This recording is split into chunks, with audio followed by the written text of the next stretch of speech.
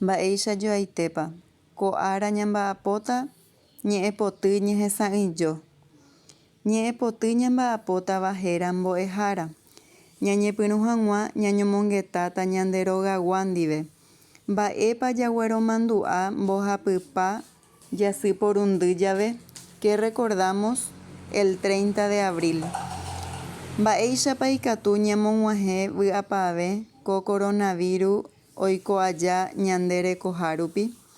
¿Cómo podríamos hacer llegar nuestras intenciones, nuestras felicitaciones, teniendo en cuenta la época de pandemia en que vivimos a causa del coronavirus?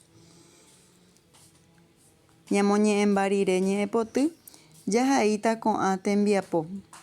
Emyesãka ñe'ẽ nahesakãporãiva he'isévape. Vamos a recurrir al uso del diccionario para buscar las palabras citadas. Ehechakuaa ha'eguenohémo ñe'ẽrágui, ñe'ẽ temiandu ha ñe'ẽ porã.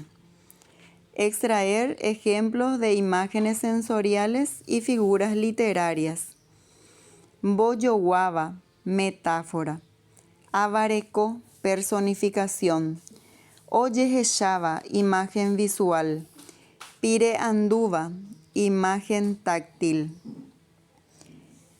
Ñanemandu'ávohína mbojoguáva ha'e ñe'ẽ ohechaukáva ñandéve mokõi mba'e ojojáva peteĩ mba'épe oipuru'ỹre ñe'ẽpe hetã'i ícha térã ijoguaha. La metáfora es una figura literaria que consiste en realizar una comparación, pero sin la utilización del nexo comparativo como o alguna otra palabra similar a ella. No lleva ningún nexo. Tembiaporã he'iñandéve. Tembiaporã mbohapyha. Emyesãka mba'épa he'ise ko'ã ñe'ẽ rysy aty. Arandu reguerekóva rejykýiva oreakáme. Vamos a interpretar la frase y escribir con expresiones propias. Podemos hacer en castellano o en guaraní.